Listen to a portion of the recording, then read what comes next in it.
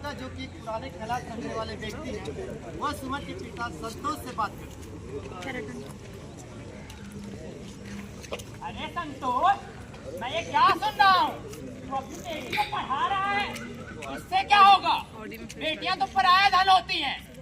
सही कहा अपने काका, पढ़ा लिखा कर क्या ही होगा, अंत में से घर बारी तो संभालना है।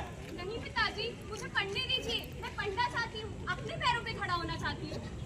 चुप कर, लड़की है तो घर में रहना सीख।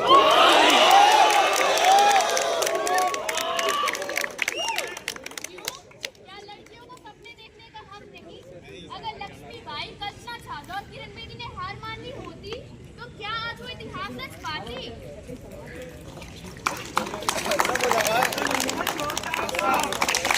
छोटी सी आशा, सितारों को छूने की आशा, आसमानों में उड़ने की आशा, दिल है छोटा सा, छोटी सी आशा, सितारों को छूने की आशा, आसमानों में उड़ने की आशा, दिल है छोटा सा, छोटी सी आशा।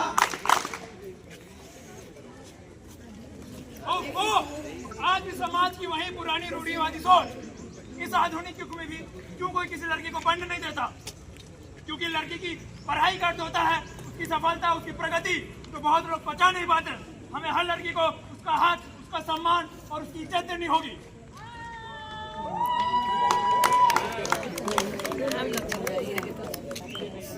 आइए देखते हैं इस दृश्य में सुमन अपनी माँ के साथ रो रही होती है और तभी टीचर जी और सरपंच जी वहाँ पहुँचते हैं।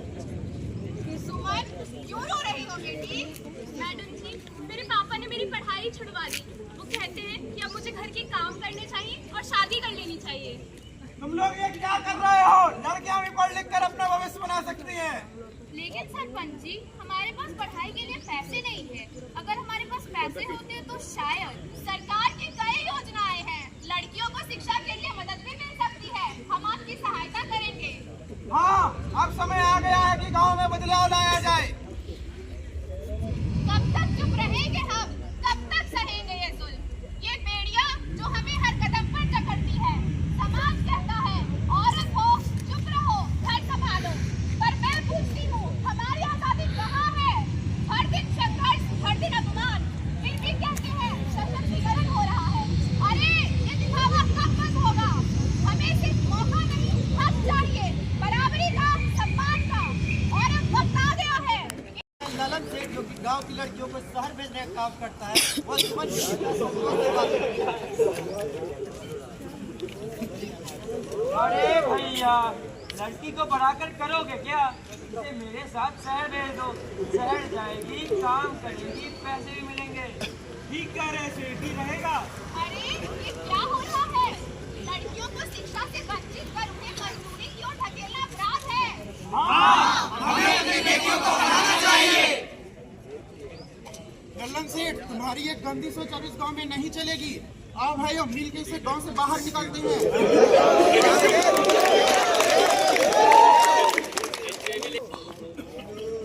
ये गांव की मिट्टी जहाँ माओ ने अपनी बेटियों के लिए सपने बुने थे, लेकिन आज ललन सेठ जैसा आदमी इन्हें कुचलना चाहता है।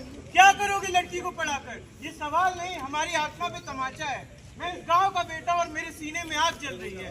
क्या हम इतने कमजोर हो गए कि अपनी बेटियों का भविष्य बेच दें? उनकी आंखों के सपने चीख चीख के मुझसे जवाब मांगते हैं। इस दृश्य में गांव के कुछ सालों बाद गांव के सरकारी विद्यालय पुरस्कार वितरण समारोह का आयोजन किया जा रहा है। इसमें शिक्षिका जी छात्रों को संबोधित करते हुए कह रही हैं कि आज हमारे बीच पुरस्कार वितरण हेतु इस जिले की कलेक्टर साहिबा, जो कि कोई और नहीं, इसी विद्यालय से पढ़ी हुई हमारी सुमन है। सुनो सुनो, सुमन कलेक्टर साहिबा बन गई। मैं सुमन हूँ। जी हाँ, मैं वही सुमन हूँ जिसकी पढ़ाई का आप सबने विरोध किया था। आज अपनी पढ़ाई के दम पे मैं इस जिले की कलेक्टर बन चुकी हूँ। अगर मेरी माँ और मेरी टीचर जी ने मेरा साथ न दिया होता तो मैं आज यहाँ नहीं होती। हर बेटी को अगर पढ़ने का हक मिले तो वो समाज की ताकत बन सकती है।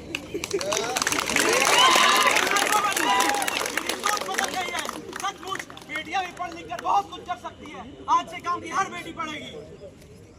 दीदी मुझे माफ कर दो दीदी।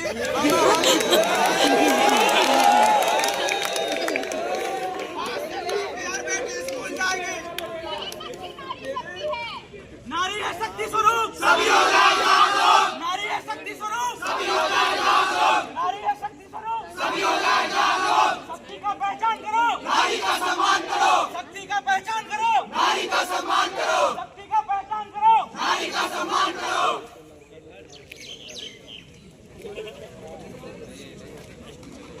मैं शक्ति हूँ, अबला हूँ, दुर्गा हूँ, काली हूँ। हाँ, मैं एक नारी हूँ, मैं सब पर भारी हूँ।